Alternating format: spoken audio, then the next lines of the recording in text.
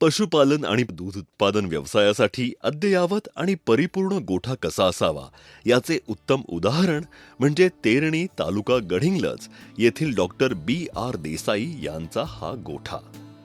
शेतावरच प्रशस्त जागेमध्ये भव्य शेड आणि मुक्त संचार गोठा. आधुनिक साधने वापरत कमी मनुष्यबळामध्ये 100 म्हैशी पालन व्यवसायाचे त्यांनी गोठा नियोजन केले आहे.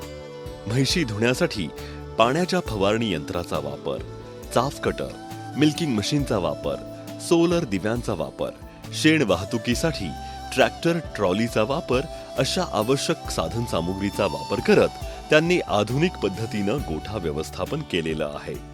ऐकूयात डॉक्टर B.R. देसाई यांची म्हैस पालन व्यवसायाची यशोगाथा.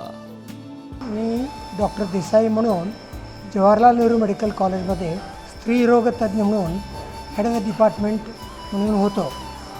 2014 साली मी तिथं रिटायर झालो.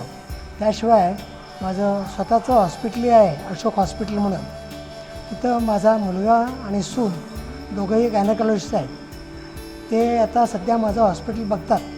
मी रिटायर झाल्यामुळं माझं पूर्वजाचं जी शेतजमीन होती ती बघण्यासाठी मी परत माझ्या गावी आलो. माझ्याबरोबर माझी पत्नी श्रीमती गीतांजली, ती आणि मी आम्ही सर्वसाधारण इथेच राहतो. गोठा सुसज्जित तयार करून त्याचे देखभाल करत आहोत आणि त्याच्याविषयी वास्तविक माझ्या मिसेस गीतांजलीच जास्त त्यात लक्ष देतात. डॉक्टरांचं रिटायरमेंट झाल्यानंतर आम्ही इथं तेरणीला आलो. मी एक विचार केला की हा धंदा स्टार्ट करावा. ऊसानंतर दूध एक अशी हे प्रोडक्ट आहे, येऊन घेऊन जातात. इतर प्रोडक्टना काय होतं आहे, आम्ही काही तयार केलं तर तिथं मार्केटमध्ये गेल्यानंतर त्याला दर मिळत नाही. पण ऊस आणखी दूध हे येऊन घेऊन जातात. त्यामुळं माझ्या डोक्यात दुधाचा धंदा करावा असं मला वाटलं आणि मी गोठा तयार केला. स्टेप बाय स्टेप पहिल्यांदा एक 6 म्हशी, 7 म्हशी, नंतर 10 म्हशी अशा आणत मी आता सध्या माझा गोठा 50 म्हशींचा आहे. 20 वासरू आहेत. त्यामध्ये फिमेल एक 8-9 आहेत आणि त्यांना ह्या गोठ्यातच वाढवावं असं माझं मत आहे. आणि आता सगळ्या प्रकाराने सुसज्ज असं मी गोठा तयार केलेला आहे. गोकुळचं आम्हाला सहाय्य आहे, त्यांच्याकडून अनुदान पण मिळते आम्हाला. त्यामुळं आता गोठा सुरळीत चालू आहे.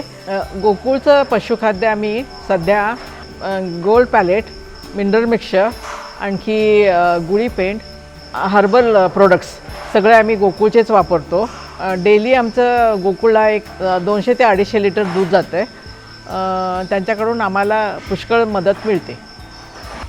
ओल्या खाद्याबद्दल सांगायचं म्हणजे अडवंटा, मका, मेगा स्वीट, आणखी नेपियर हे गवतं तिन्ही वापरतो.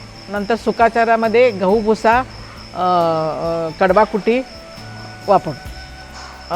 आम्ही हा प्रशस्त मुक्त गोठा बांधलेला आहे. 100 म्हशींचा गोठा आहे, प्रशस्त आहे. याच्यामध्ये मुक्त गोठा पण आहे. तिथं 4 टाक्या पाण्यासाठी बांधलेल्या आहेत आणि सोलारचे लाईट्स बसवलेत सगळीकडं.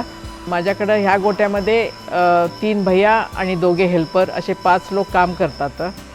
ओल्या वैरणीसाठी आम्ही चॉप कटर पण ठेवलेला आहे आणि ही पशुवैद्यकीसाठी खोडा पण तयार आहे. माझ्याकडं आता सध्या 50 म्हशी आहेत. त्याचं आम्ही दूध हे लावल ह्या मिल्किंग मशीननीच काढतो. त्यामुळे अगदी कमी वेळेत दूध निघलं जातं. आणखी हायजेनिक आणि क्लीन दूध आम्हाला मिळू शकते. त्याच्यामुळे मिल्किंग मशीनचा आम्हाला त्यामुळे फार फायदा झालेला आहे आणि आधुनिक उपकरण वापरल्यामुळं कामही सोपं झालेलं आहे. मी स्वतः बाळासाहेब पाटील औरणाकर, माजी संचालक गोकुळ. मला गोकुळबद्दल आणि या दूध व्यवसायाबद्दल फार आत्मीयता आहे. 5 वर्ष संचालक असल्यामुळं मला अजूनपर्यंत देखील त्या संस्थेबद्दल, त्या व्यवसायाबद्दल फार जास्त भावना चांगल्या आहेत माझ्या.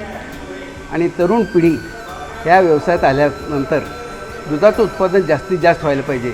आणि सगळ्यात महत्त्वाचं म्हणजे गाईचं दूध भरपूर प्रमाणात मिळतं आम्हाला, पण म्हशीचं दूध फार कमी प्रमाणात मिळते. पण ह्या मॅडमनी माझे पाहुणे जरी असले, त्यांचा व्यवसाय जरी वेगळा असला तरी त्याने कुठेतरी पूर्ण मिळाली आणि त्यांनी ह्या व्यवसायात त्यांनी पदार्पण केलं. खरोखर मला फार समाधान वाटते. याच्याप्रमाणे सगळ्या तरुण मंडळींनी आणि गोकुळनी ह्याच्यात सहकार्य घेऊन त्यात भाग घेऊन प्रोत्साहन दिल्यानंतर जास्तीत जास्त दूध संकलन म्हशीचं, पर्टिक्युलर म्हशीचं दूध संकलन व्हायला पाहिजे गोकुळला. आणि अशा गोठ्यामुळं जास्तीत जास्त महिलांना किंवा तरुणांना प्रोत्साहन मिळेल अशी मला खात्री वाटते. आणि हे फार स्तुत्य कार्यक्रम आहे.